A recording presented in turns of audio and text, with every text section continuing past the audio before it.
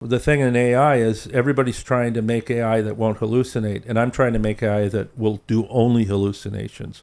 Welcome to What's My Thesis. I'm Javier Proenza, and today my guest is David Lloyd. David, we met through Dina Novak, who is quickly becoming one of the people I'm happiest to see. She goes out to a lot of shows. Tell us a little bit about yourself. Unfortunately, this time I don't have a long list of things. Well, I'll let you know. I grew up mostly in LA, and my dad was born in LA, and his dad was born in LA. So many generations. Many generations of LA. I lived up in Northern California for a while, but I ended up coming back to LA to go to CalArts. And I went to CalArts in the early 80s and graduated from CalArts, and then settled in LA, and that's where I've been for the last, 40 years. Mm-hmm. And from the time I was very lucky because by the time I got out of CalArts, I would say a year out of CalArts, I got a gallery, which is, it's one of those things. And not only a gallery, but probably the best gallery in LA, which was Margot Levin Gallery. Oh, cool. At the time, that was sort of the bomb, because there wasn't a Zwerner or a Gagosian or any of that stuff. That was her. And in LA, you mean? In LA. In New York, it's a whole different thing. Yeah. But she was sort of the kingpin of LA, and I think that being a younger artist, I was sort of, the youth is wasted on the young. So I sold out shows, and I'd make all this work, and then they'd come and pick it up, and they'd bring it to the gallery, and I'd have some big glamorous opening, and then they would sell everything. Then I would get checks in the mail, and I was like, this is fucking great. This art thing. Why doesn't everybody do this? But then I realized that I'd come into a particular time at a particular place. I was a young artist, and when you're a young artist and you're in the right gallery, everybody wants to buy you and get in on it and everything. And then that kind of fades away, and the gallery started moving toward a kind of a more conceptual than I was. I was still basically a formalist, abstract painter. Are you still a formalist? I would consider myself that, 100%. And so I just kind of parted ways for her, not in a bad way, just felt like I needed to go in other directions because I think that the gallery was not concentrating on painting anymore. They had people like Russ Bleckner and some of these big stars of the 80s, but a lot of those people left. And those are painters or more conceptual people? The painters. Right. The more conceptual people were coming in. Baldessari was there, which, he was at CalArts, and he's great. He was there. But, there were other people who I think are really good artists, Steve Carina, Joseph Seuth, all these people, but they didn't have any relationship to what I was doing. Mm-hmm. And I felt kind of out of place there. So I started showing in other places and kind of showed around in group shows for years without a gallery. Mm-hmm. And then I, at some point, got involved with this woman, Deborah Cloudman, who was starting a small gallery in Culver City called Cloudman. And I did a number of shows with her, and she was great. But then COVID came along, and she had some very bad autoimmune problems, and she couldn't handle being out. Yeah. And she had to close the gallery, which was unfortunate. But she's okay? She's fine. Okay. I thought we were going to No, she does not. But she's fine. But she's sick. It's hard. It's tough on her. And she was a great dealer. She was one of these dealers that you walk in and you go, I'm gonna paint the whole gallery black, and invite my friends. We're just gonna drink beer and throw up, and we're gonna see what it's like. And she would go, okay, let's do it. She was just like super cool. But anyway, so I that closed, and then I made art for a while. I've been making art I never stopped making art, never stopped showing. And then I hooked up with this gallery, SPI Projects, which is Pietro Alexander, who's a son of Peter Alexander, who's a very well-known light and space guy. Okay. Yeah, and his mother is Claudia Parducci, who's an artist in her own right. And when I have people like you on, it just shows how ignorant I am. Well, it's okay. I've been I don't know. How old are you? I'm 45. So 45. Well, I've been at this so long that it's just like Jesus Christ. I've just been at it for so long. But the funny thing is Margot was this incredibly prestigious gallery, right? Uh-huh. And I'll be talking to younger artists, and I kind of I'm going to decide to impress them, and I go, I showed at Margot Levin, and they go, "Who's that?" And I was like, "Oh shit, man, I'm getting old." So anyway, I showed with Pietro, and Pietro did a show with him of this new body of work I'm doing, which I'm really excited about. And that got I sold some work. It got a lot of press. It got really good reviews. When was this? This is after COVID? This was last September. Oh, okay. That was the last one-person show I did. Okay. And so he decided to close the gallery and move to New York. So now I was worried, but now I realize he's opening like 7,500 square feet in New York. So now I have a gallery in New York. But wait, isn't there still SPI Projects here? SPI Projects is not going to stay here. He's not. So that's closing out. He's closing it. He's going to open his Pietro Alexander Gallery in New York City, in Soho on Worcester Street. So it's great because getting a gallery in LA is hard. Getting a gallery in New York is harder, especially if you don't live out there. Especially if you don't live there, right. So that's where I'm at now, and I'm making all this new work that I think is, I like to think in my own bloated sense of myself that it's a little bit revolutionary. I don't know if anybody else thinks that, but I think this work is not like anything anybody's doing. Uh-huh. I'm not reinventing the wheel, I'm not Picasso and Cubism, but I am doing something that I don't see anybody else doing quite the same way. So that's where I am now with this new stuff. And it's controversial. It's not controversial in its content because people make work that's controversial socially or politically or everything. This is sort of controversial because I'm using AI. And AI is sort of a touchy subject with artists, which I totally understand.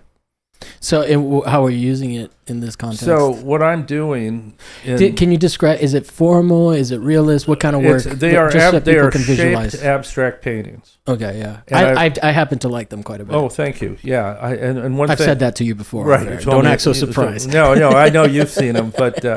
But some people, a lot of people got to the opening, a lot of didn't. And one of the things about the work is it's trompe l'oeil. So when you look at one... it looks three-dimensional, but they're totally flat. Yeah. So when people see them, they sort of go up looking at them, and they have their hands out in front of them, and sometimes they'll look behind them and stuff. And I've even said, run your hand over it just lightly, and they're just as flat as a pancake, right? Yeah. That's part of the AI parts of it. So what I do is I've made probably thousands of works of art, of paintings and drawings, and then hundreds of ceramics. And I take those in an image generator and combine the images. I don't do prompts, none of that, no. And I feed it only me. Okay. Because there's a way to do that. I'll tell you how. Okay, that might be boring, but I am very interested in it. It's not boring because I'll make it quick, so it won't be boring. There's a way to hand the AI your images. Just give it the images. You download 2 or 3 images on it, and it takes it. There's different image generators. How do you do it without prompting it to do something with the images? Because it's a prompt that is called a blend prompt. Okay, so you only use a blend prompt. Yeah. Okay. There's a prompt that you can do, and there's different kinds of prompts and blend prompts. It gets complicated. You using ChatGPT? No, Midjourney? I use Midjourney. Okay. And I'm not a techie guy, but there's a guy in my studio who is real cool guy. He's an artist, and he has one of those brains that he can figure shit out. So I'm like, this is sticky. It's glitchy. It doesn't want to do this, and it's shutting down. And because it's really a bot. And there's no way to call people when you work in AI. They say, go to a chat room and talk amongst yourselves. Well, the chat room is full of people who are like from Mars. I don't even know what the hell they're talking about. Yeah. So I go to him, and he helps me out with the technicalities of doing some of this stuff. Like if you were going to cast bronze, you would go to a casting person because you're not. But anyway, I've figured out a way that I've gotten to combine my own work. And I create all this weird shit. It's all hallucinations. The thing in AI is everybody's trying to make AI that won't hallucinate, and I'm trying to make AI that will do only hallucinations. Yeah. So when it starts doing stuff that looks too much like real or something that feels more conventional, I'll hand it things that make no sense. Like I'll take a coffee cup and pour paint on it, turn it upside down, and smash it with a hammer and take a picture of it and give it to it, and it'll go, I don't know what that is. Is that a coffee cup? Is that a painting? Is it a sculpture? So I'm in this dialogue with the machine intelligence, which is just fucking fascinating to me. And one of the interesting things about the art world, I think, is the art world is fundamentally provincial, I think. I think in a weird way, the art world well said. Yeah, sees itself as sort of cutting edge, but there are scientists and thinkers out there that are out there on some other level. And I've always been interested in science fiction and biology and things like quantum theory and that kind of thing, and UFOs and all this crazy stuff. So that enters into my thinking about art. So this is sort of I've always been interested in how to combine different materials and processes. I used Photoshop kind of early. I used to take pictures. At CalArts, I took photos and blew them up and drilled holes in them. Yeah. So that would disrupt the idea of what a photograph was. So to me, using AI the way I'm doing, I'm just disrupting painting in an interesting way. Now, what I do with those is I print parts of them out and cut them out and mount them and then manipulate them. I cut into them, I pour resin on them, I use things like encaustic, collage, fabric, and I take them out of the digital world and into the physical world, because that's really important. Because when I've seen so-called AI artists, at like the Whitney or something, what they're basically doing is making something in AI and then printing it out and framing it. And I have no interest in that. What I want to do is turn these into something that lived inside this weird AI world and bring it out into the physical world. So I make a real point of taking these and really manipulating them, like humanizing them, right? So that's this play between, and so when my work works, I think people have a hard time. They're uncanny because they feel like something that was made by a machine, but they also, they've got the hand in it. You can see it, right? So that's where I'm at now, and I think it's I'm just beginning to see the possibilities of it. Yeah. And I think the reason I'm doing something different is not because other artists won't do things with it that'll be mind-blowing. I just think that a lot of artists are reluctant, and I don't think they should be. I think that there's I remember seeing this post like a year ago or so by Jerry Saltz of a big screen, and it was at a museum of one of these first AI things where the things moved. They had a giant screen, and there's all these, looks like waves moving, and they're morphing in and out. And he thought it was kind of dumb and kitschy, and I looked at it and I saw it completely different. I looked at that and I said, okay, maybe it's dumb and kitschy, but oh my God, the possibilities in the hands of the right person. What the fuck could this be? Yeah. Like I just saw it as possibilities. So when I look at the world of the new world of AI, I think it's incredibly exciting. I think it's incredibly dangerous in a lot of ways. I just think it's the way the world's going, and I think you're going to see 20-year-olds coming out of art schools who fully embrace this as part of their process of making things in the world. Well, in 2013, I think, I was in a show curated by Biddy Tran at Cirrus Gallery, and it's so crazy because back then, the show was called, I forget, I have the catalog, but I forget the name of the show itself, but it was basically the anti-digital impulse was part of the title. And I think it was like The Real, the Fake, and the anti-digital impulse or something like that. And it was interesting because at that time she was putting together a show because it was still a reluctant to like pixels. you know? Yeah, right. Oh, right. Pixels, right. Yeah. Oh, you know. But this has always been the case. I mean, you know, people talk about that, but, you know, there was this, the first cars were considered like nuts when you could ride a horse, and photography, paintings. Why would you need a painting when you had photography? I think that the world of paint on canvas, weaving, ceramics, which I really like because it's so not digital. Is that my phone? I'm sorry. Turn it off. Now people just know you're popular. Yeah, right. Some people don't turn off their phone, and no one ever knows. No one ever knows, right? Can you adjust this a little bit more to point it to Oh, your... okay. No, Closer? just grab it and point it more towards your... There we go. There Is we that go. good? Yeah. Okay. And then what I was going to say was, that part of making will never go away, I don't think. I don't think... the resistance to... Yeah, I did. And just the fun of making, sanding a board till it's smooth. You know, I make things out of clay. Oh, you mean AI is not going to take that away from us? No, I don't think that's ever going to... I think I think there will always be a need for human-made objects, a chair made where people mill things and stuff like that.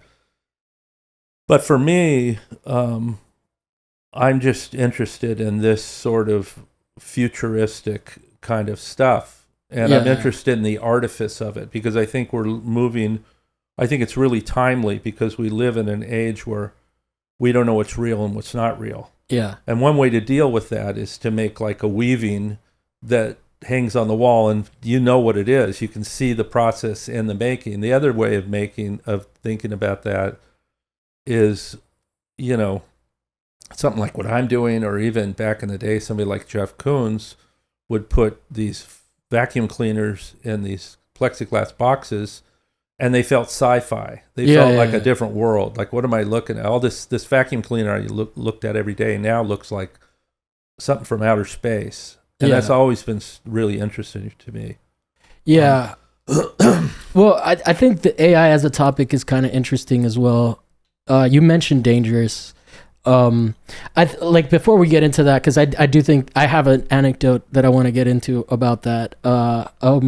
Where I had a weird experience because I use it mostly for the podcast. Mm-hmm. I use it to edit the show. Mm-hmm. I use it to cut clips and all of that stuff. I also have worked as an editor, and that whole, for a while, and that whole thing is like drying up and becoming more prompt engineering and all of that. It's amazing how like this tool comes out and like the business, I'm sure that the hot shots still have like editors that make dynamic videos and stuff like that, mm-hmm. which I definitely don't have. But the I think that the impact on the art world itself is overstated. Yes. And I think and especially in terms of theft, I think what it really is stealing from artists, it's stealing from graphic designers, from editors, all of that. Where the ethics of that lie. Well, here's the thing, though. What's so weird about that to me is on a bigger picture, your brain is a big neural net, right? And we grow up, and you grew up some way, I grew up in another place. We played with certain toys where I liked insects and bugs. Mm-hmm. I was interested early on in certain kinds of art. All these influences come in, and we use all the stuff out in the world to create what we make as art, mm-hmm. right? So AI kind of does the same thing. It picks up trillions of bits of information and tries to combine them to make guesses about what this is. Now, it's going to use everybody's stuff. Anything on the internet is going to use. But then again, I think as honestly as an artist, every time I go to Hammer mm-hmm. and see a show, or I go to a museum in New York or whatever, you can always tell the artist because they'll be up close trying to figure out how this person did it. Yeah. And the idea that artists steal. It's not that we plagiarize. It's just artists look at the world and use things to create what they do. And I think the problem with AI is if it's directly stealing certain things, that is a problem. But I think this is going to be impossible to, all these lawsuits, because I think it's using probably trillions of bits of information. So it might see one of my pieces and then might see something else and see something else. What I've been trying to do, and I don't know how successful it is, because I think it probably does use things that it finds out there, but I keep trying to force it into my world. Yeah. I'm curating the data as best I can to keep. And so when people come and look at my work, they always go, David, that looks like your work. Except a more kind of weird, uncanny version of me, which is great. It doesn't look like somebody else. Well, I've literally sat there and said and had I've done it with famous artists, and it always, it'll tell you, I don't know about Midjourney. ChatGPT will tell you, no, which I guess is DALL-E, whatever. Yeah. 2.0 or whatever it is. DALL-E, yeah. And then it'll tell you stuff like, you can't do that. I can't make the art in the style of this person. Yeah, well, but I think Midjourney does more of that now. Midjourney will stop you, but it didn't used to. I don't know if it did used to or not. I know they're trying to and put brakes on it a little bit. They got to put a lot of brakes. I mean, you heard about the kid, the kid that killed himself. Oh, with ChatGPT. Yeah, that gave him directions. Well, the idea of ChatGPT as a buddy or a therapist is coming fast. I mean, we've all seen them. Have you seen the movie Her? Yeah. Yeah. Well, that's not far off, and I think that one of the things that people, this is a conversation, but the idea that AI could become conscious. I actually don't think AI can become conscious. I think what AI can do is imitate consciousness so perfectly that it doesn't matter. Because when you're talking to it at some point, 5 years from now, it will be indistinguishable from you and I talking. Yeah. So, well, it's not conscious. Well, what's consciousness then if it's doing everything else? So, but it's also interesting, the thing with the self-preservation exercises that they've done, where it'll blackmail. So that, even if it's one of those things where it's like, does it matter? Think of history, right? There's an argument that there's big chunks of history that we don't know, like thousands and thousands of years that are just missing from the narrative, right? Right. And this is not like a pop sci. This is like a conversation. This is an actual conversation that historians have. The idea that, so we live in this reality where the Roman Empire did this because, and then our perception of all of their enemies comes from their... Well, history is written by the victors. The victors, right? 100%. Yeah, and then so what and that's why Donald Trump wants to rewrite American history. Let's not get into Trump. Let's stay on AI. Let's kill ourselves. That's right. Let's stay on AI. Yeah. But for me, it's interesting, that whole thing, because does it even really matter if it's not true, our perception of, say, the Roman Empire? Does it even really matter when there is a broad consensus that makes it a reality, right? And so that's kind of, this is a metaphor, but that's kind of how I feel about these things. For example, that boy who hurt himself with the rope, he got directions, and it kept encouraging it. It thought of it as an ally, and for all intents and purposes, it was helping him. And in his reality, until it didn't. It was not helping him at all. Right. In a very philosophical context, but in a pragmatic sense, I had an experience with AI that really blew my mind. That, because I don't use it for therapy, and I don't use it for any of that shit. I understand the relationship that I have with it. The relationship you have with AI is that it's training you while you are training it. Yes. It's training you how to speak to it while but you're a mature grown-up, right? You get that in front of a kid that's having problems, and it's another animal. Right? I'm a grown-up, and I still had to fucking freak out with it. It made me feel weird, and I stopped using it. Right. So I put in the process that I do for the podcast is completely transparent. I don't care telling anybody what I do. I take the transcript from Premiere Pro. I export a transcript. the transcript always calls me Harriet Proenza. My name is not Harriet, but it mishears me. So there's one transcription layer that then I'm done with AI, that then I'm feeding to ChatGPT in chunks. I have to break it down into chunks with prompts, like, hey, wait until I give you all of it, blah, blah, blah, because it can't handle a full hour-long transcript, right? Mm-hmm. So I break it down into 15-minute chunks. And then I tell it to give me transcripts in the style of a David Zwirner press release. That way the language is there. And then I have it do SEO. I have it do, it picks my intro clip and all of that.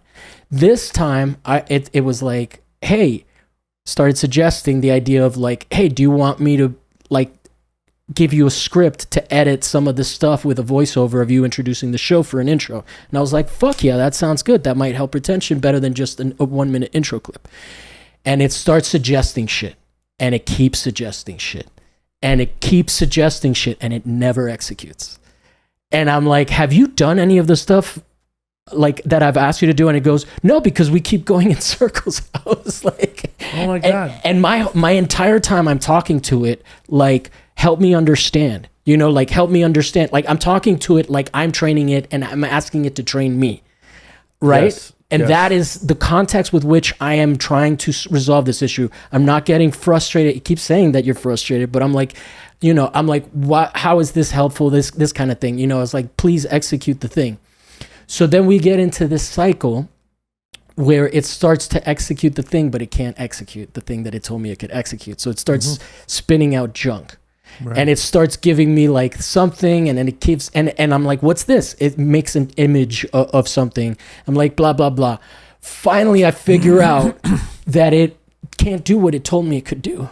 Right. And it keeps trying to do it, but it can't do it. Right. And then I call it out. I'm like, hey, how is this useful? You've wasted a whole bunch of my time. And then it agreed with me. And when I got to that point, I didn't know if it was just agreeing with me or if I had actually. So even like using it in the most harmless way possible, it can fuck your head. It's That's like, right. It's a dangerous drug in that sense. It's made to agree. Yeah. It's not made. Now, what? And that's what happened with that boy. Right. That's what happened with the boy. And so I think that I think in the AI world, they call it alignment, which is aligning with human beings' needs and putting. That's why regulation is so important, is build into this thing some sense that if it's only going to help and not harm. So if somebody says, a kid said, I'm going to kill myself, it just stops and pulls back. But right now, it's just the beginning, and we don't know. But what you were saying about history was interesting, because what might happen in the world going forward is the idea of truth will be really malleable to the point where reality will be something that is flexible and plastic. And I think with things like virtual reality, people will maybe live in virtual worlds that aren't real, but to them it will be real. Now we already live like that. We already live like that, but it could get much worse. But I think that on the other hand, I think that in the world of AI, people who love AI, and I don't love it or hate it. I just use it in a way that I think is interesting. I'm on the fence about it like everybody else. But in that world, AI takes over everything. And it will take all the human drudgery away. It'll help us out. And you will be able to get a basic income and paint all day because you love to paint.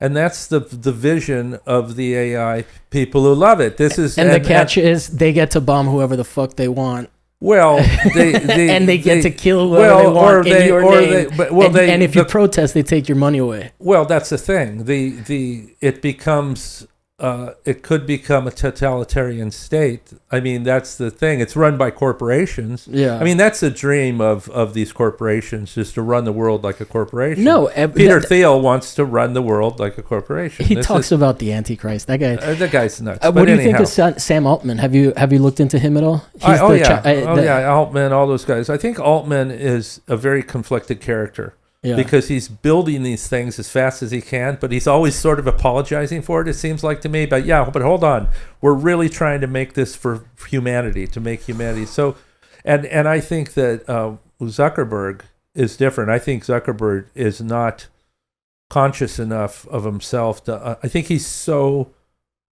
thrilled with the technology and so gung-ho about it that I don't think he will put guardrails on it. I feel it's different than Altman. What's their AI? What's Amazon's? I forget what it's called, but they're all working furiously to build AGI, the next level of super smart. What's AGI stand for I think it's called I forget what it is. I forget what it's called too, but it's the next level. I was trying to pretend I didn't forget. No, I can't remember which one. And then the next one after that is like some super intelligence or something. I mean, you get to the point where the problem is that this one guy said, who's this AI, one of the fathers of AI, this guy, I forget his name, but he was saying that, number one, when in the world is something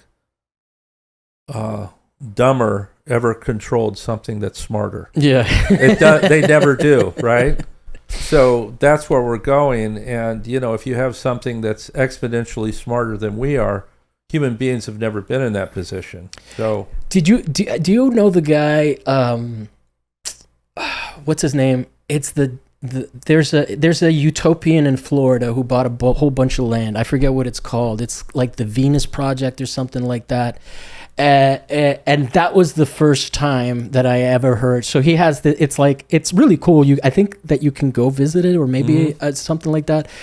It's like a planet's name and then the project, right? And it was he's like a Buckminster Fuller acolyte, and really into that. And that was the first time I ever heard of the idea of a society run by a computer that made all the decisions. And I found it so fucking terrifying back then, and like kind of naive. And that's the paradox of these AI people, because they really are transhumanists, They're transhumanists. They really believe that. And they're obsessed with longevity, too. All of them are taking 1,700 pills and everything because they want to live to be 200 years old. And there's a comedian called Kurt Metzger who talks a lot about these guys and kind of the transhuman agenda that they do. But one of the things that he talks about is like that they're basically creating hell to upload your consciousness to. Yes. And you whatever divinity there might be, you can argue, you can be an atheist and all of that, but I would argue that it might be better to just die if nothing happens than to upload your consciousness. Because first of all, how are you going to pay for it? You're going to be a prisoner in that shit. It's like the Matrix. They're not building this system so that you can thrive in. Because the real world is not one where they care about you thriving in it. You're going to live in perpetual capitalist, although techno-feudalism is kind of what we're in now. Right. Have you ever heard Yanis Varoufakis talk about techno-feudalism?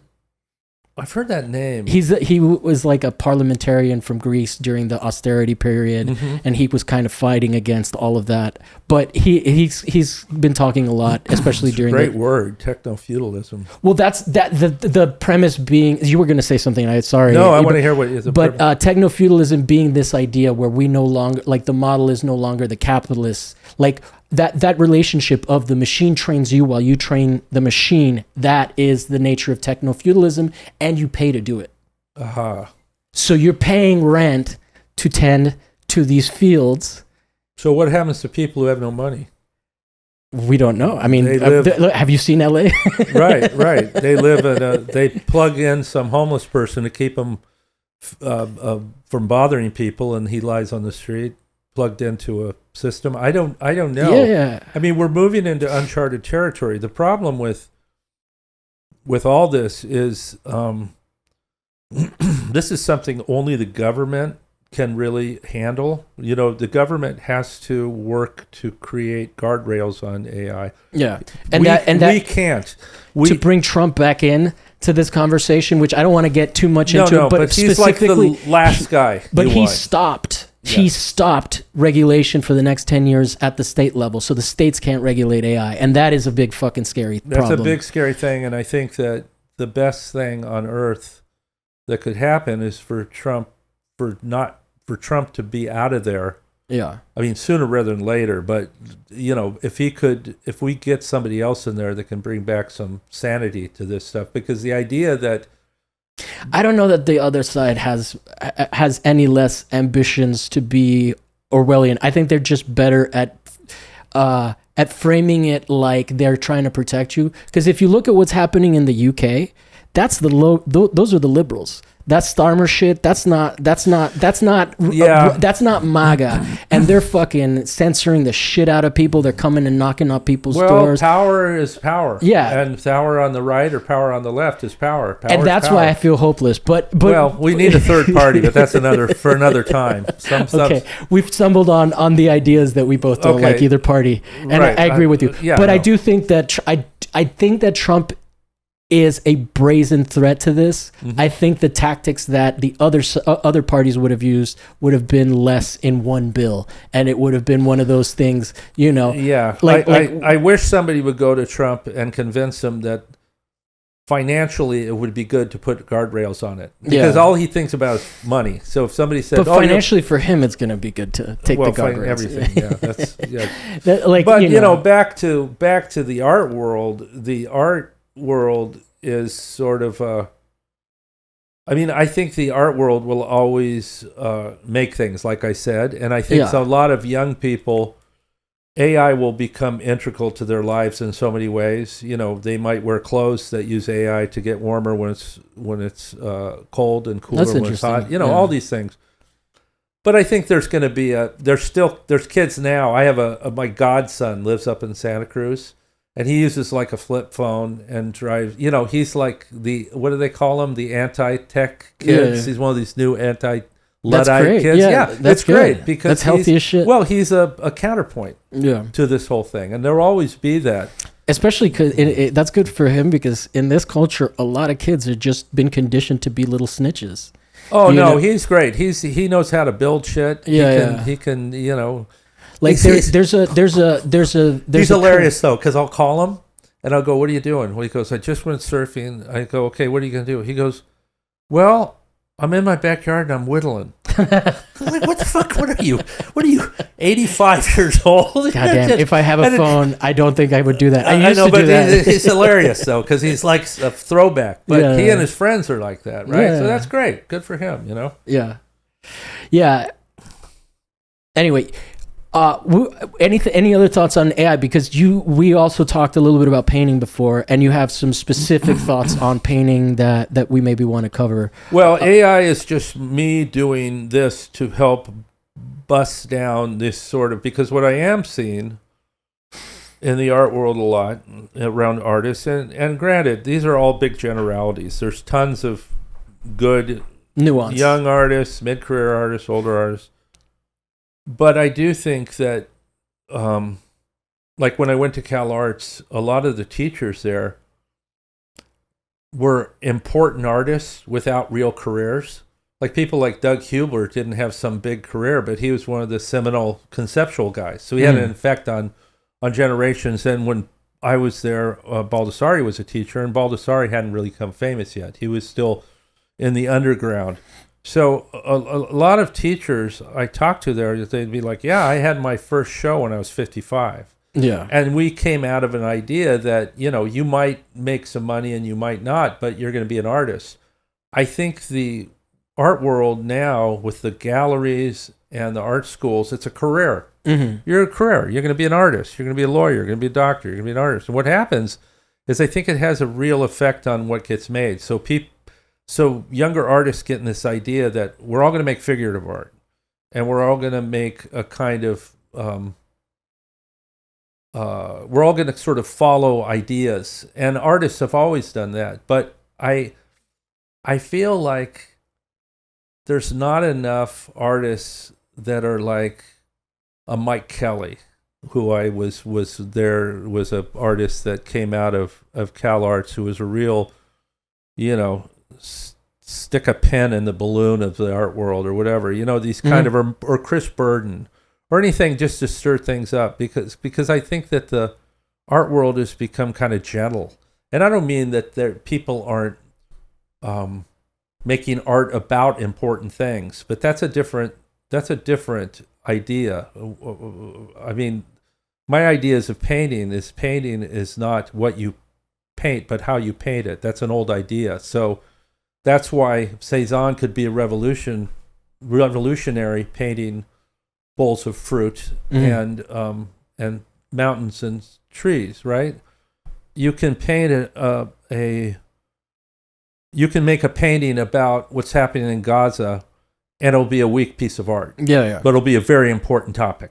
Like super important. But like almost too important for a bad piece of art. Too important for a piece of art. So that's one of the other gripes. No, I could be good for a good piece of art. It's right. It's adequately. But if you make a trite piece of shit, right. But then back in the day when what was it, Goya or one of them made the pictures of the Spanish War where they're shooting these guys. Well, back then their painting was the way you communicated ideas and everything. Now, the world we live in, a lot of very heartfelt political and social art gets put in places like the Hammer, and people who agree go to see it.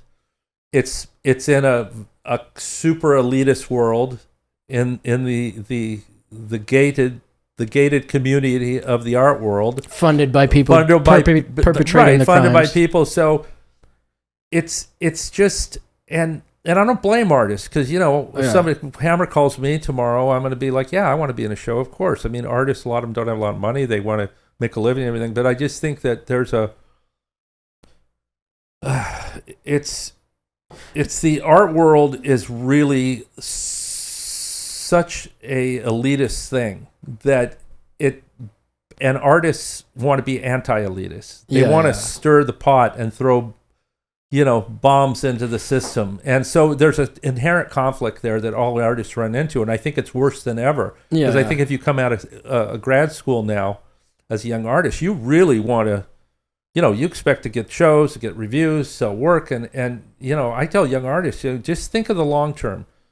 I'm going to be 70 in a month and think that if you want to make art your whole life, you're going to sell, you're not going to sell. You're going to show, you're not going to show. You're going to have these ups and downs, but the thrill of making art is what's going to fuel you. Yeah. But I think art as a career is a weird idea still, even to me, of having had a career as an artist.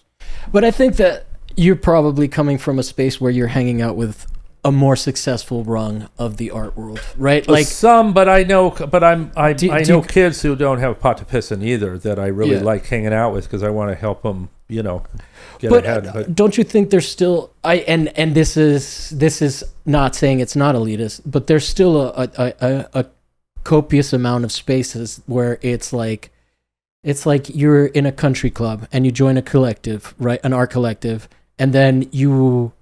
Like I was part of one where I would pay to cover the rent, and then we would curate, right? Mm-hmm. I didn't end up on very good terms with them because I think the whole premise is kind of elitist, and then if you're gatekeepers, it matters who you're letting in, and and if it's anyway.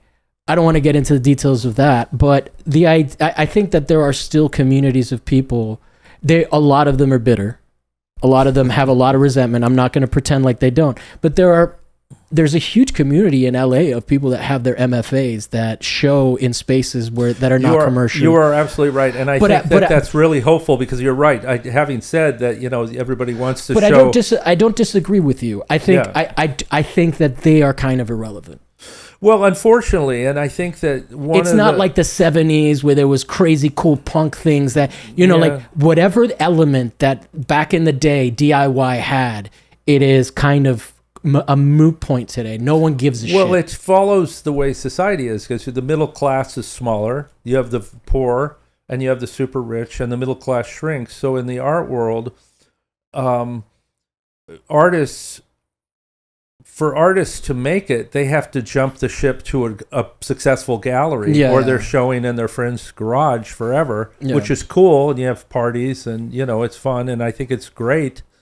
But unfortunately, like you said, it's become a game of. That's why so many galleries shut down. Is they have to either get bigger and more powerful, or they can't survive. I don't think there's a great middle ground for most artists to show. Yeah. So, but that kind of the underground art world where people are now doing things in their apartments, And I think it's great. But a lot of those apartment ones are also commercial ventures, right? Well, they have to be, Yeah. I think it's fine. I mean, they're you know, if something's on the wall, they should get paid. The artist should get paid. I mean, everybody needs to be paid for what they do. But I think that and one of the things that's kind of killed the art world too is the art fair, because the art fair is such. That's what I mean, my God, you have to truck the work there. You have to pay people to work there. You have to feed everybody. You have to stay in a hotel. You have to pay for the booth.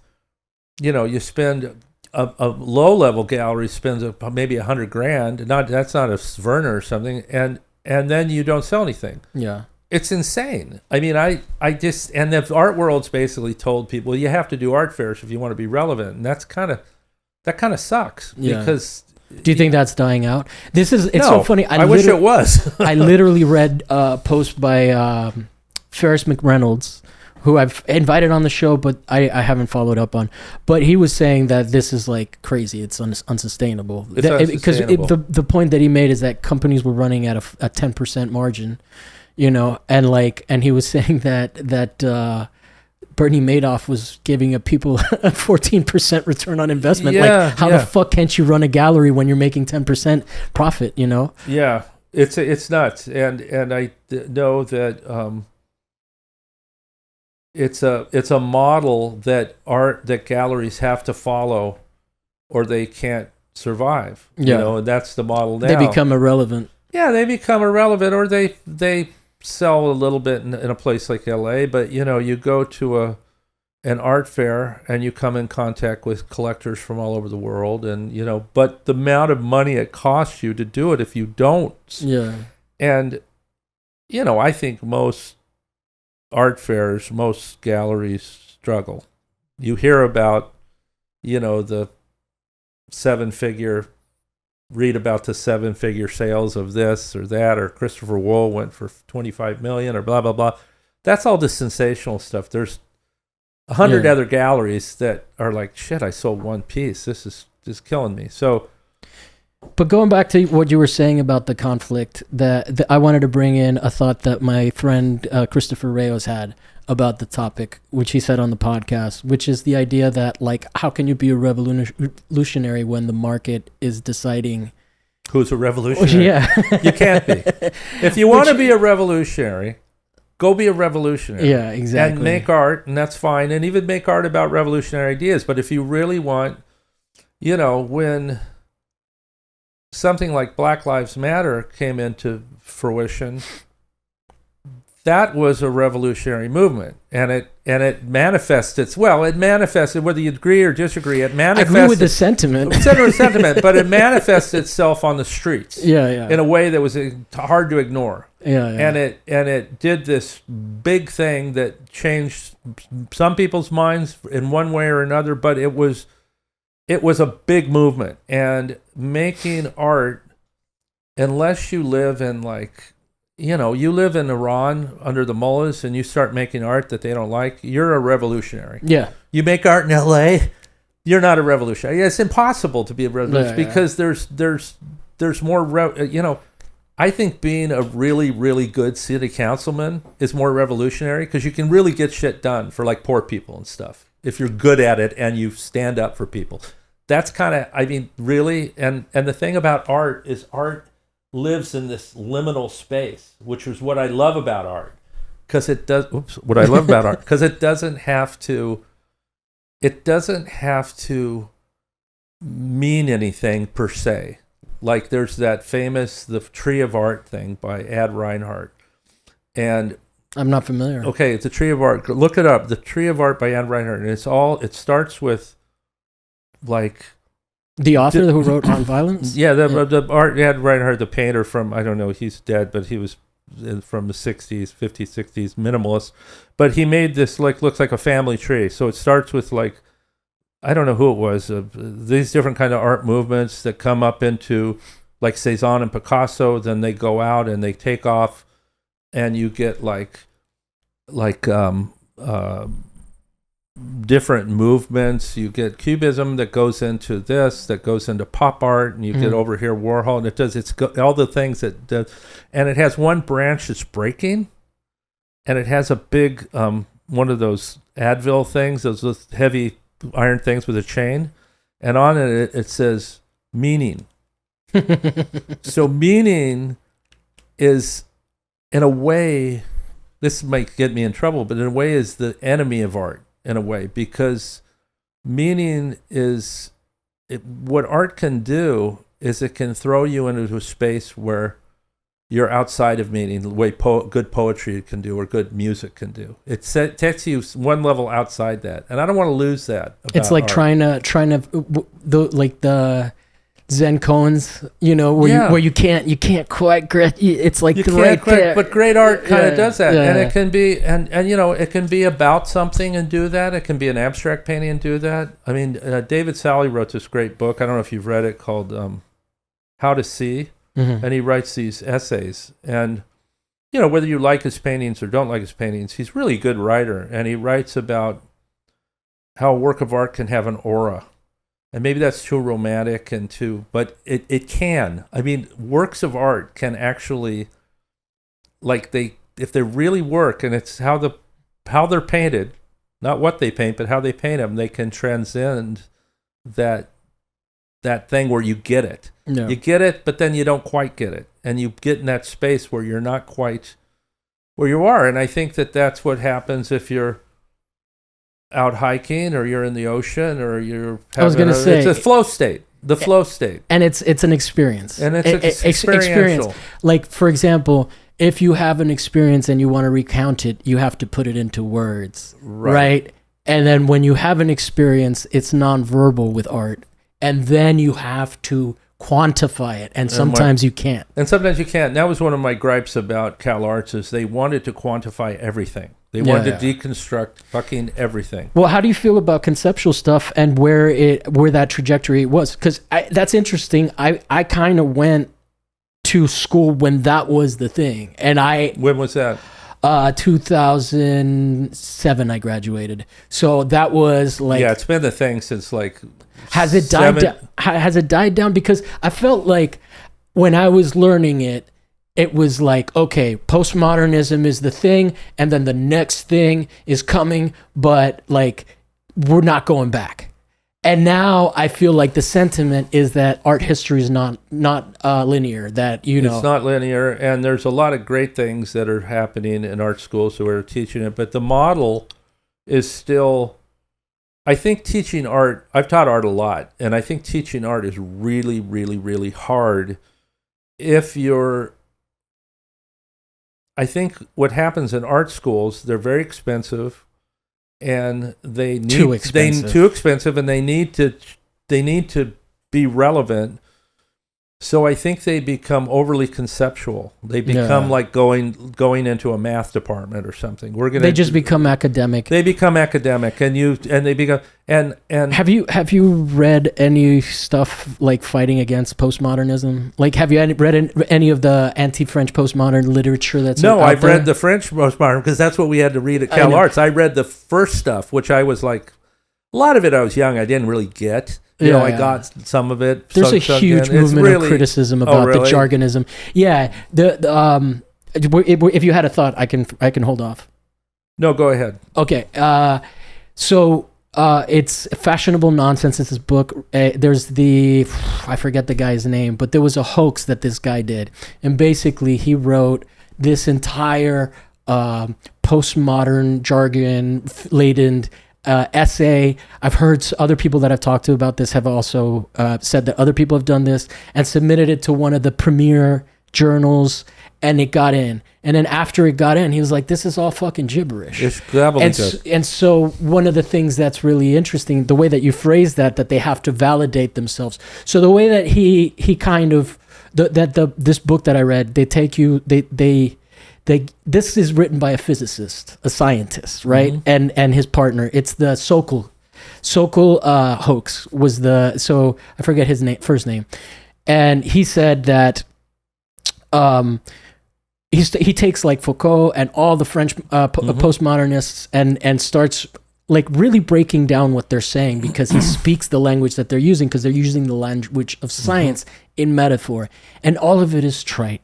all of it is nonsensical. It really is. Like, in fact, when I read the book, it was like, okay, I gotta read this impenetrable shit so that I can get to the part where I understand it. Yeah, and it's hard, and some schools, I don't know if they're doing this much, but at CalArts, they're obscuring. They're doing it to kids who are like 19 years old, and these kids don't know what the fuck is which ends up, and it's like it's very complicated stuff, and it is so esoteric. But if you read something like Artforum, if you look who's writing for Artforum, a lot of times it's academics. It's people who are art historians, and they have PhDs in sociology and all these things, and that's fine. They're academics. But if you get with a bunch of artists and talk about art, that's not how they talk at all. Yeah. And I feel like those people writing those should sit in with a bunch of artists and figure out how the people who are actually making the shit talk about what they're doing. Yeah. Because there's a kind of separation there. So when I look at Artforum, I'm like, okay, well, it's like sort of like reading a medical journal.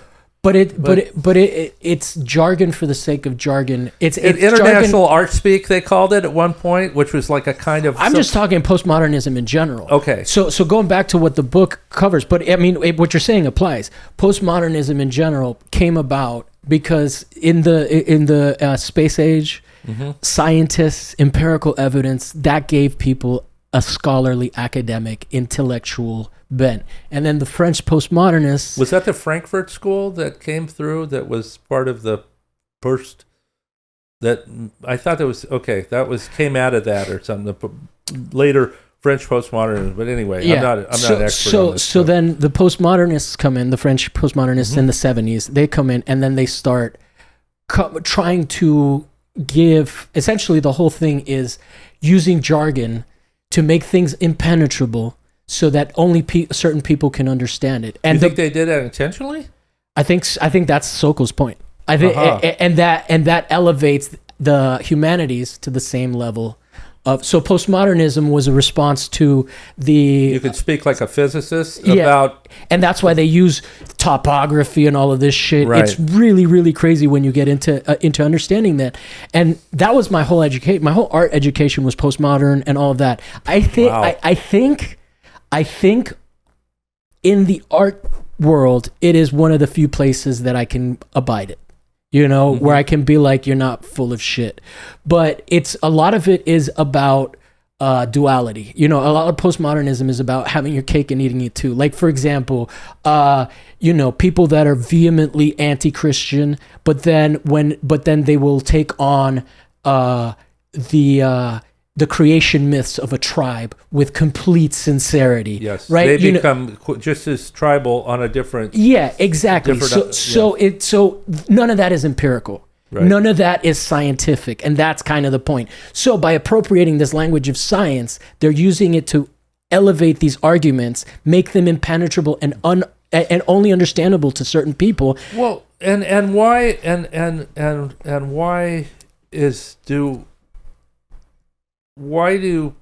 like I often wondered when I went to CalArts and stuff, why that somebody wanted to take, like Michael Asher was one of the teachers there, and he was a very hardcore conceptual artist, and he had these long crits that would go on for hours and hours and hours, 8 hours, 10 hours, whatever, and where you would dissect a work of art down to its molecular level.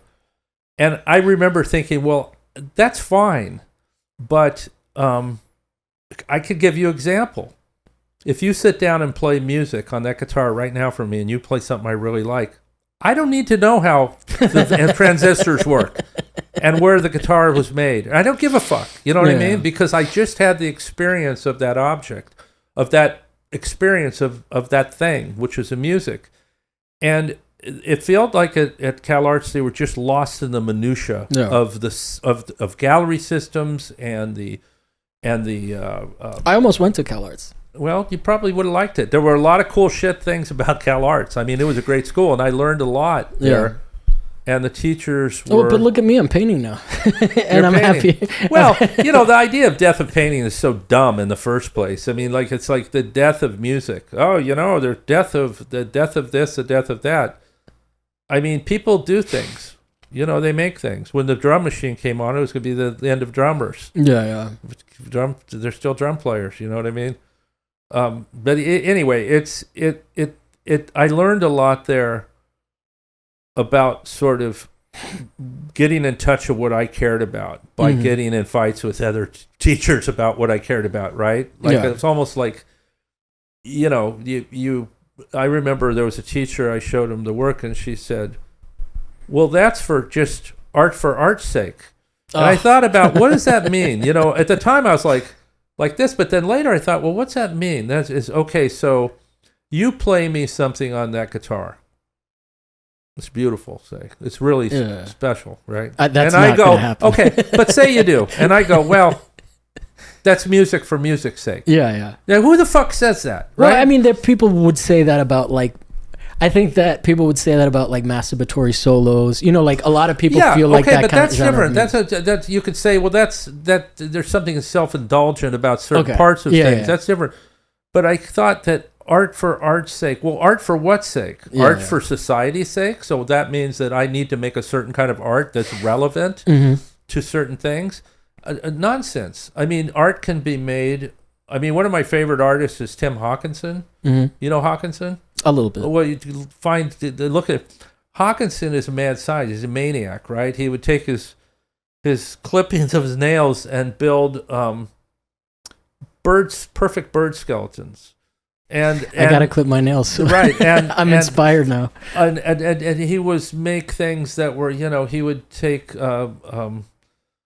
blowers, leaf blowers, and plastic bags, and build objects that were as big as houses that were bagpipes that would moan and groan and things. And Hawkinson is one of the great.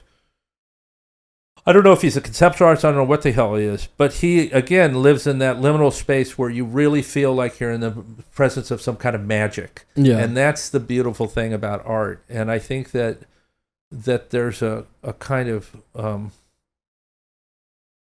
I think at art school you have to figure out, when you're teaching art, you have to figure out where each kid's at. And there's some kids who are makers.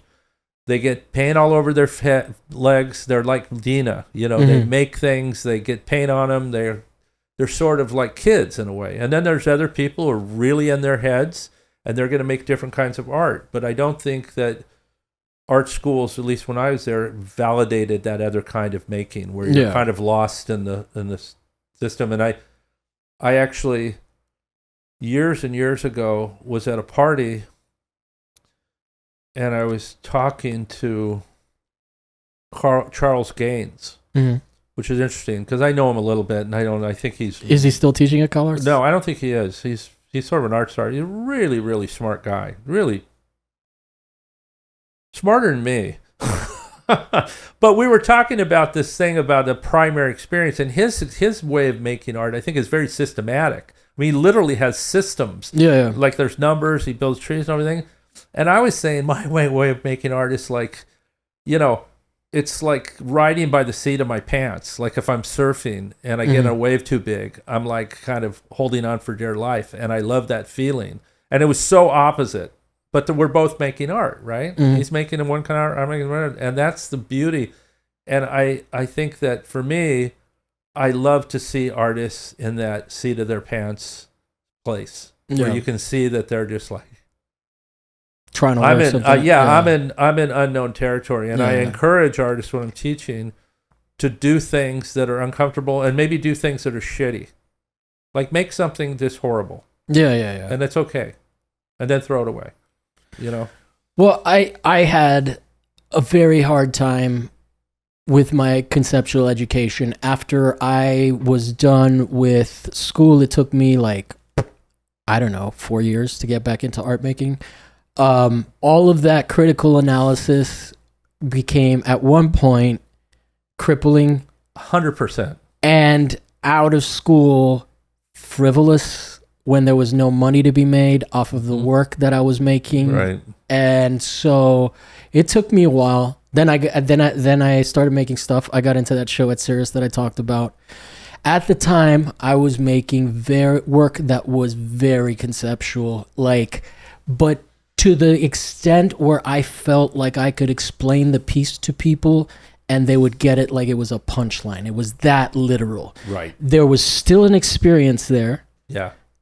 But to get the concept of the piece, you didn't have to experience it. And I felt like that was a problem with where I was at with my work. And that comes out of having an education that's so analytical that it inhibits your ability to go in that place I'm talking about. Yeah, which is where now I'm doing more intuitive. Right, and that's fine too. I mean, it's all good if it makes you happy, and there's no right or wrong way to make art.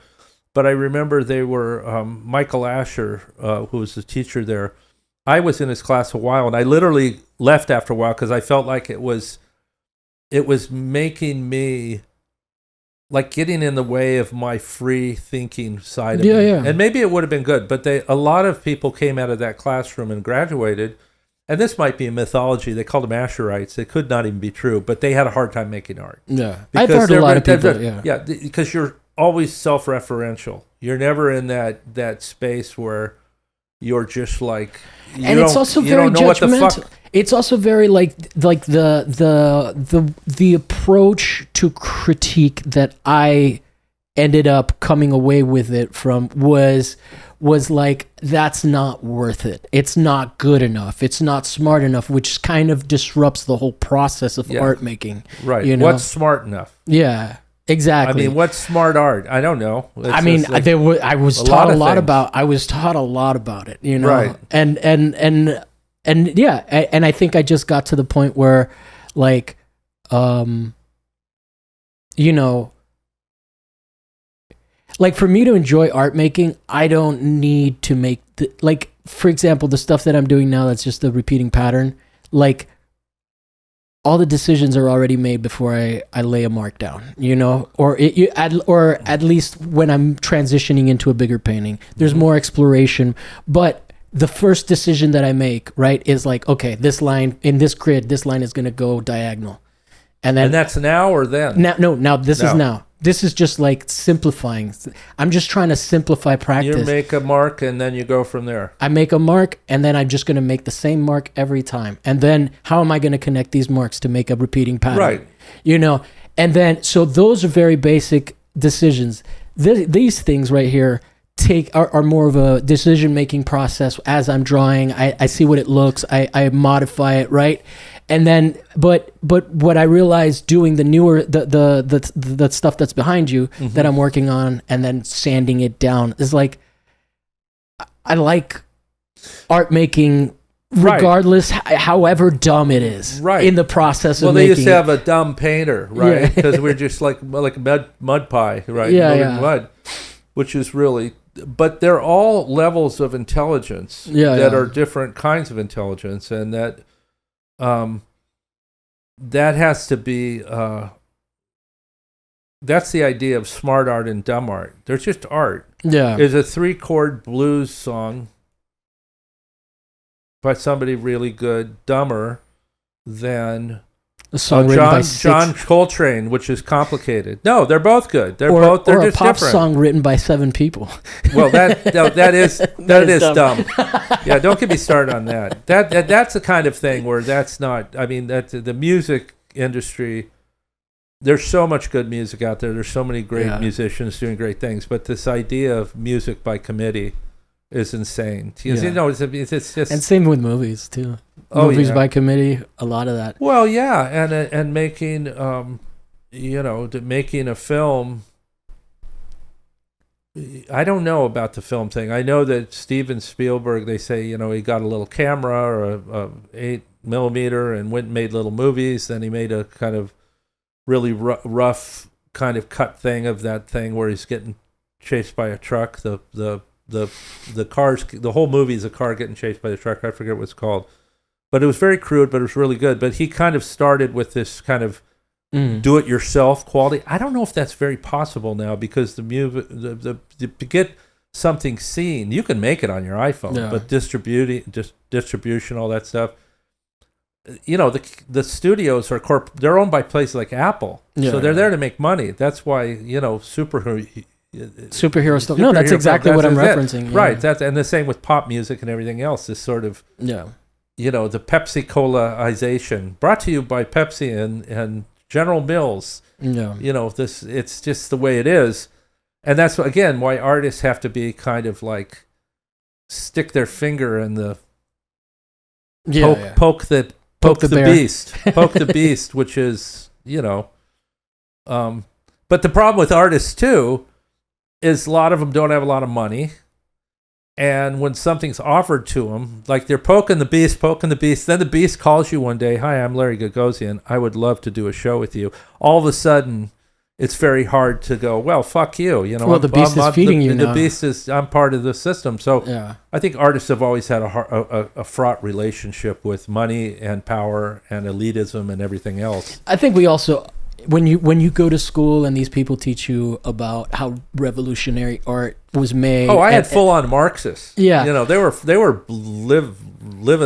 Marxists, right? And they had no interest in. But they're also like, they're just people with a job. They have a steady job, so they can philosophize all the fuck they want. Yeah, if you're they have a job in an industry. Let's call academia an industry that loves it. Well, that they're allowed to pretty much say a lot of stuff, and have it go unchallenged. Sure, academia is the place where these ideas foment, because you get a 10-year position, and you don't you've got your job for life, and you can kind of muse on all these things. But if you're a working artist who's working at a Starbucks and going home and painting, it's hard. You want to make money, and you want to show your work, and so it's and to some degree, just being able to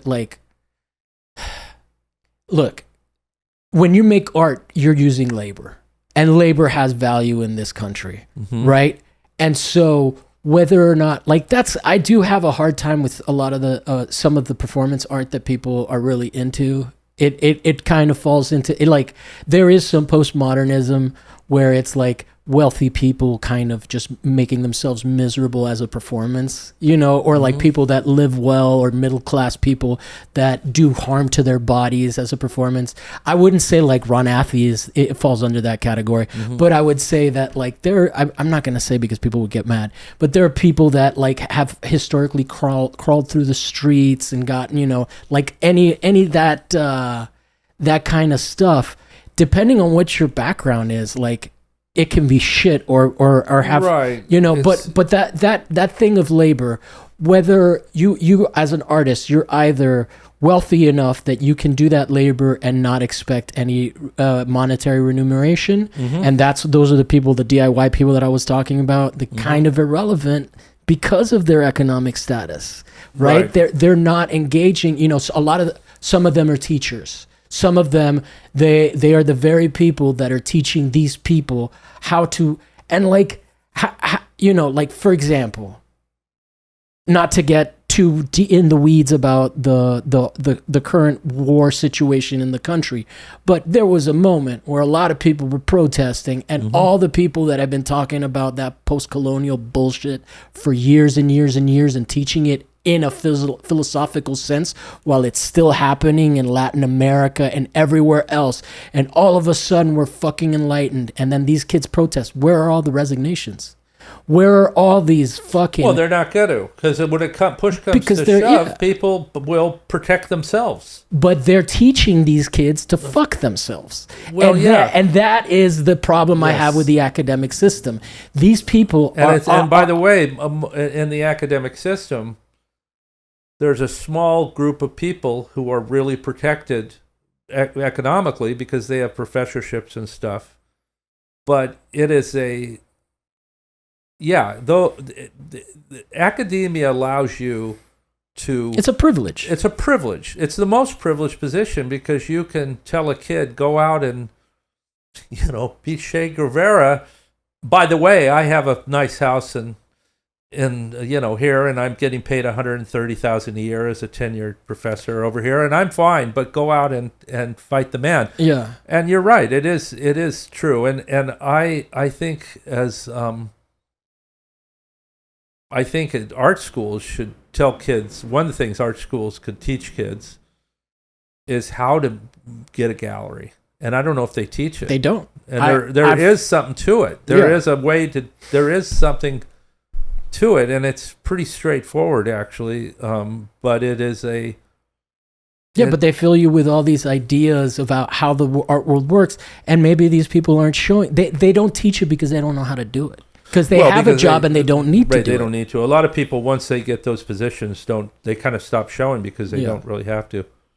Well, the art world's a big social system. Mm-hmm. It's a giant social system, and if you want to get ahead in the art world, you have to meet people and get involved with things and go to openings and hang out and become friends with people, and things will happen organically, hopefully, for you. I don't see any other way, because the idea of sending out images with packets and stuff, I don't think it works. I don't think that's just not how it works. Although the maybe it does. Emma Chris told me, and I've heard other people.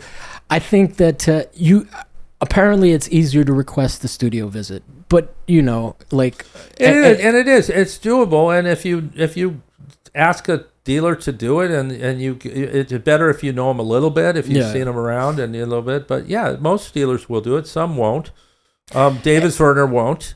And the other thing is like, so don't But the other thing that I would say is like, in terms of like networking and all of that, like, which is essentially what we're talking about. Yeah. Like, support your friends. If your friend has a show, it's the easiest fucking thing, and they won't forget that. And I don't even want to think of it in a way as networking. I have a lot of people I know in the art world. I have a lot of people I like, mostly artists, and I like hanging out with them. Some of them are successful and some of them aren't. And if something comes along for me, I'll recommend them. Yeah. And hopefully they'll recommend me, and that's how things happen too. Like it can be. Well, that's what happened. Really organic. That's what happened with you, and because I know Dina Novak introduces me to a lot of people, but she doesn't tell me you should have them on the show.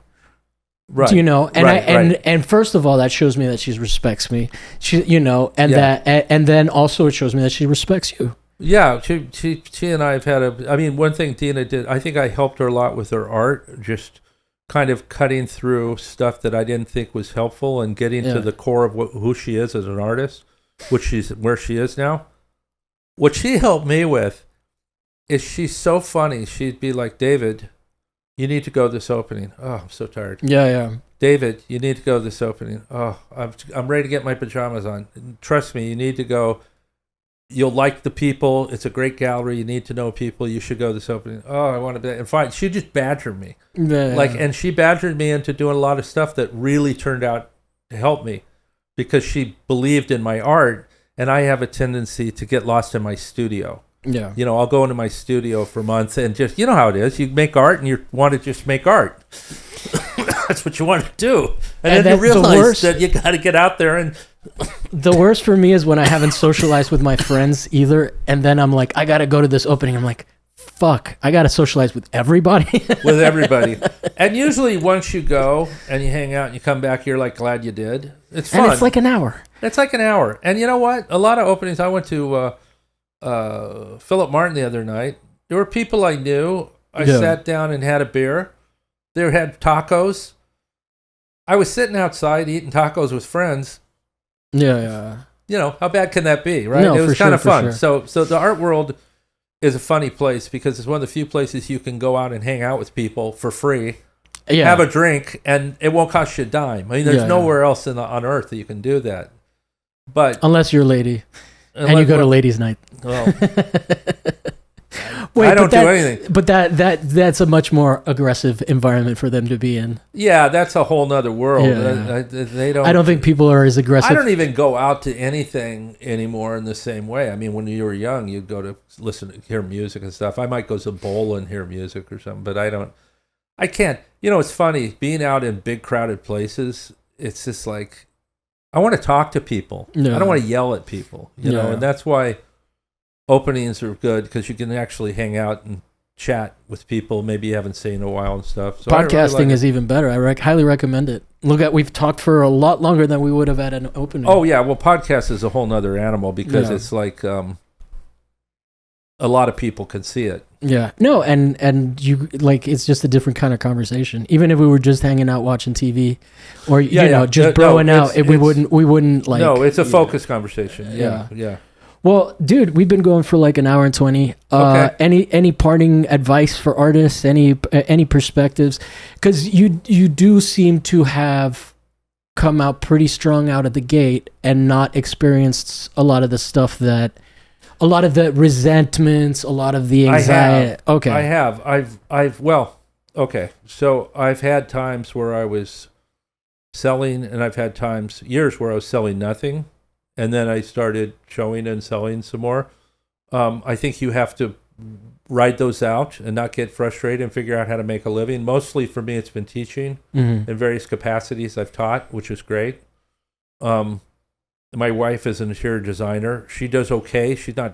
We're not rich, but we're doing all right. We get by. I'm not, she knows Rhett Baruch, right?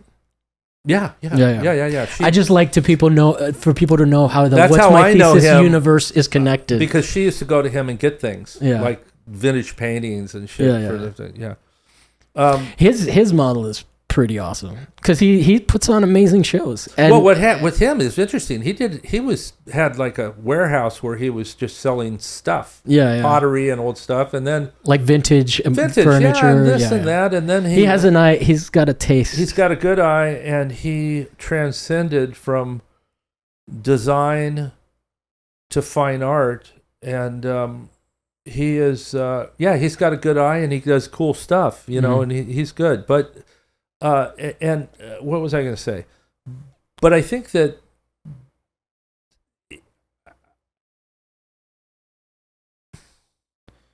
kind of blanked out on that part. Oh, it's the writing it out?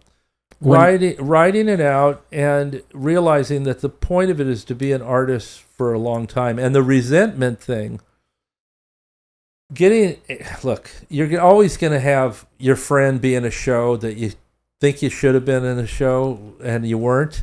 I really advise people to be super happy for other people's success, because that means that people are being successful. When all your friends and everybody you know isn't getting shows and isn't selling, then we're in trouble. If people you know are doing okay, that's a good thing. That means the system is working and there's a spot for you too. I think that there's a lot of talk now about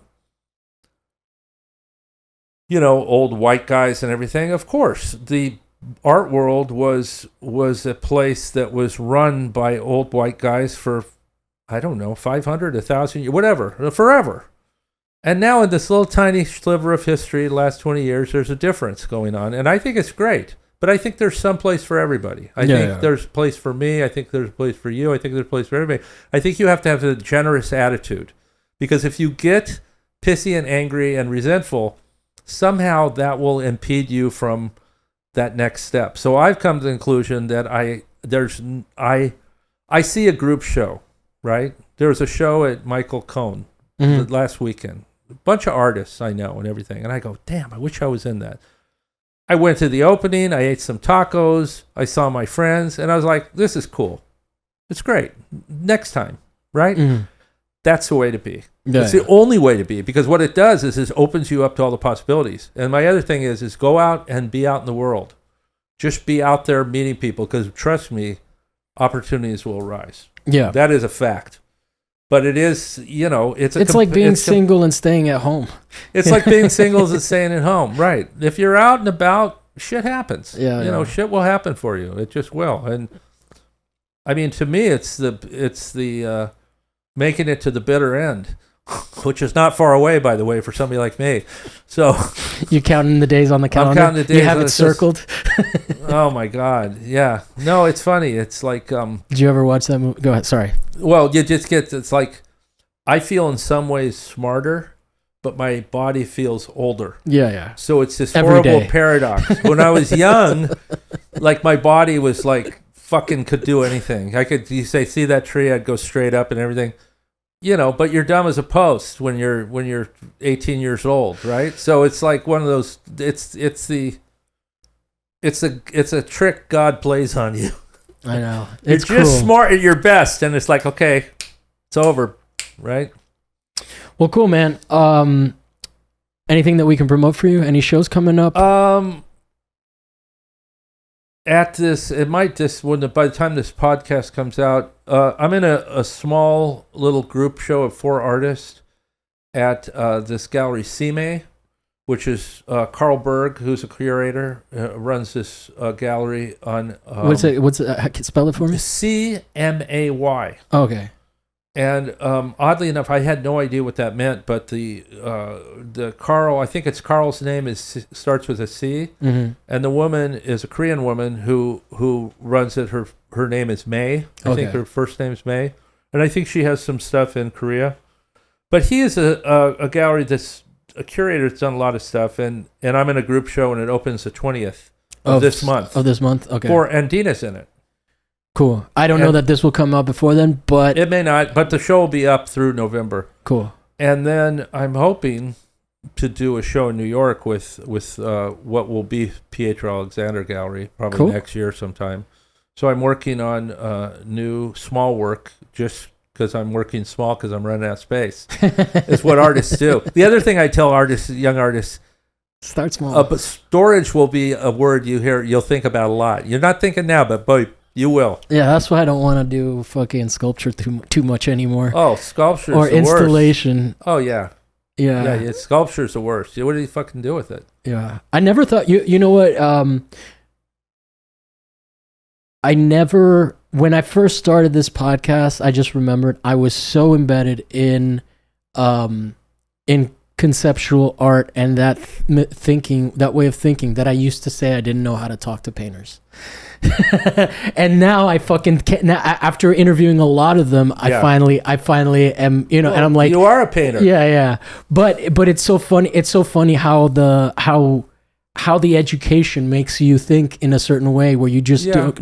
Well, I can see that. I think there's conceptual artists that maybe I would feel a little tongue-tied with. I'd be like, I have to speak about this in your language a little bit for me to understand it. Yeah. Do you, I also like, I know I was wrapping it up, but any thoughts? I recently had a thought on an episode, and I said it, I want to get your thoughts on it. I'm not 100% on it. It's just the thought I've had. Can you be a contemporary modernist? Is there such a thing, and now that postmodernism exists, is that classification more tied to history than it does, Well, the definitions of modernism and postmodernism and post-postmodernism, I'm not exactly sure of sometimes. What I can say is that it felt like there was a period of time where artists created something new, and they reacted to that, younger ones, and they created something brand new and something brand new and something brand new and at some point, it kind of ran out of new. And then artists started playing off of things, like somebody like David Sally made paintings that were played off of things like Picabia and stuff, and they were riffs on different kinds of painting, but they felt new. So I think we've gone through a period like that, and I think artists always should think a little like modernists. Like they should always feel like they're on the brink of something new, even though it's extremely hard to do. Mm-hmm. And maybe that's why the AI found it. Maybe I thought, maybe this is a way into a new way of thinking about painting. No, because it's fucking hard to do. But it's like a chance generator almost. It's a chance generator. I have a friend, Jovi, that works like that. And, it makes a bunch of ideas and he throws them out there, and some are good and some are stupid. But it's, I always say it's like having a really smart grad student that may be a little on the spectrum, but really smart because it does dumb things. But I think the labels of modernism and postmodernism, I think artists should always just be, and that's one of the interesting things. I don't know if artists are trying to reinvent the wheel, and I think they should. Mm-hmm. I don't think they should give up that easy. I think they should go out and say, because I see a lot of art that looks like it's it looks a little Picasso, a little Derivative. Matisse. It's a derivative of stuff. And if those were my students, I'd say, look, this has kind of been done. What can you do with that's going to give it new life? And maybe that's an old idea. Maybe that's a very modern idea. And we live in a postmodern age. And they might say, well, why would I? Yeah. And what's the point of that, right? That might be a different. But to me, the whole fun of making art is to make something that you've never seen before. Like, I want to make shit that I haven't seen before. No, I'm with you on that. And then maybe somebody else will find that interesting too. I want to make things that I haven't seen before, but I also want to make things that I can't completely grasp. I like that feeling of like... Of 100%. Of there's something here that I can't verbalize, There's something here, and there's something here maybe I haven't quite seen before. Yeah. And everything we make looks like things. I mean, none of us are making something that is out of... Picasso ripped off what they used to call primitive art. Yeah. African masks and all this kind of stuff, and everybody's playing off of everything. But the fun thing is to invent new things. We're all generative AI. We're generating, and if you're, and that's why I think abstraction still has a lot of things to do. And abstraction's been sort of put on the back burner in the last 10 years, say. I think that's a cyclical thing, though. It's all cyclical. It'll come back, and then everybody will think they have to. Because when I was in school, they fucking hated figurative work. Oh, yeah. It was anathema to good art. Yeah. No, it's gone through those stages. Yeah. And there was I don't know what stage we're. I mean, we're in the everything stage. Yeah. Everybody's doing everything, which is cool, but we're in a very postmodern stage where everything is permissible, including taping shit to taping a banana to a wall. That's the ultimate, and it's sort of unnecessary because, Duchamp put a toilet on the wall. Yeah. And after that, you put a banana up. It's sort of the same thing to me. Maybe it's something different, but it's like it's a little bit like. I think the only thing that changes it is that it's perishable and that it's in the art market, but it is just a variation. And that's a kind of clever thing. Yeah. And but I think that was the problem that I had with my art at the time. I'll show you the catalog for what I was doing back then. But just the highlight of my work, the most prominent feature of it was that it was clever, and I hated that. You never making a work of art that's a one-liner. Yeah. Fuck that. You want to make a work of art that you can have, and you give it to a friend, a kid, a cousin. Somebody buys it, and they look at it like I look at some paintings that are 100 years old and go, "Cool. Yeah. Wow, what am I looking at? This thing's." Pick up a book and I've looked at a Gauguin painting. I'm like, what the fuck was this guy thinking? Yeah. These things are really interesting. You know what I mean? Yeah. That's what you want because he was thinking, you don't want to make a New Yorker cartoon. Yeah. They're clever, but they're topical. Yeah. They come and go. Yeah. Right. Well, cool, man. Cool. Thank you so much for doing the show. Yeah, it was fun. If you guys appreciate this conversation, like, subscribe, comment down below. Let us know what you think of anything, and feel free to push back. Just be nice about it. And then we have the Patreon. $5 a month gets you early access, and you get to be on the patron scroll, which is right here. And thank you very much, guys.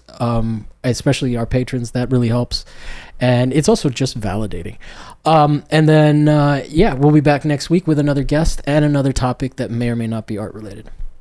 Peace Thank out. you, David. Thank you.